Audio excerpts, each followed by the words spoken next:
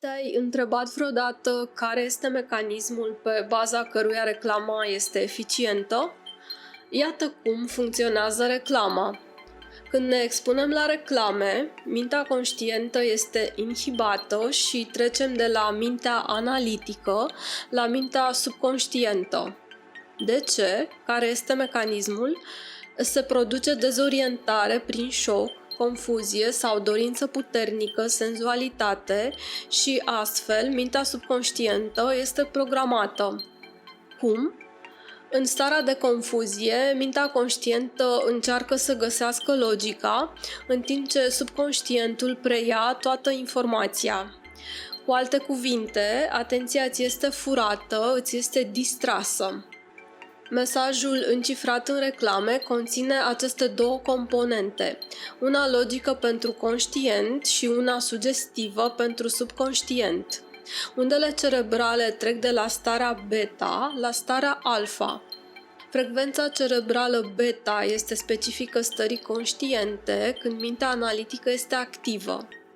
Frecvențele alfa ne vor scoate din sfera minții raționale și, astfel, mintea va răspunde mai ușor sugestiilor.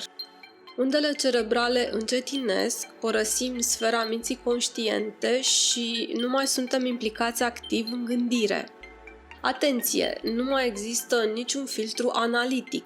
Reclama ne pune într-o stare cerebrală de unde alfa, similare hipnozei.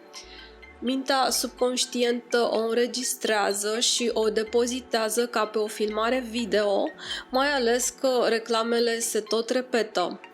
De ce funcționează? Pentru că la acest stimul răspunde creierul limbic. Acesta se mai numește și creierul reptilian pentru că este partea cea mai veche a creierului nostru. Sau îi se mai spune creierul emoțional pentru că răspunde la stimuli emoționali.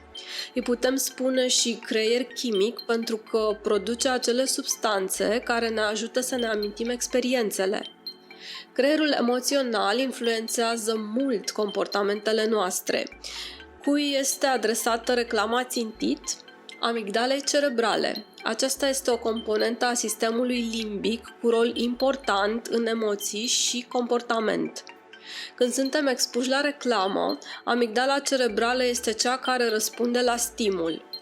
Cel mai cunoscut rol al său este în procesarea fricii și al comportamentului al impulsului sexual.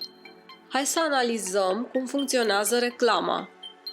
Înainte de a începe, dacă consideri informația prezentată în acest material utilă, pentru acces rapid la conținut similar, te rog să te abonezi la acest canal de YouTube. Prin activarea clopoțelului, vei fi notificat de fiecare dată când un video nou va fi publicat. Spre exemplu, dacă ne expunem repetitiv la o reclamă al cărui mesaj este că sistemul imunitar va slăbi odată cu vârsta sau că una din 3 persoane cu vărsa de vânt se infectează cu zoster, încărcătura emoțională a experienței îi permite mesajului să treacă de mintea gânditoare, de filtrul analitic.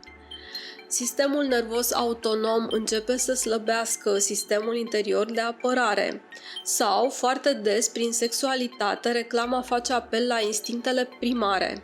În concluzie, alege cu atenție ce privești, pentru că orice informație, oricât de neînsemnată pare la prima vedere, cel mai probabil te poate influența și, desigur, cei care le livrează urmăresc în primul rând interesul personal.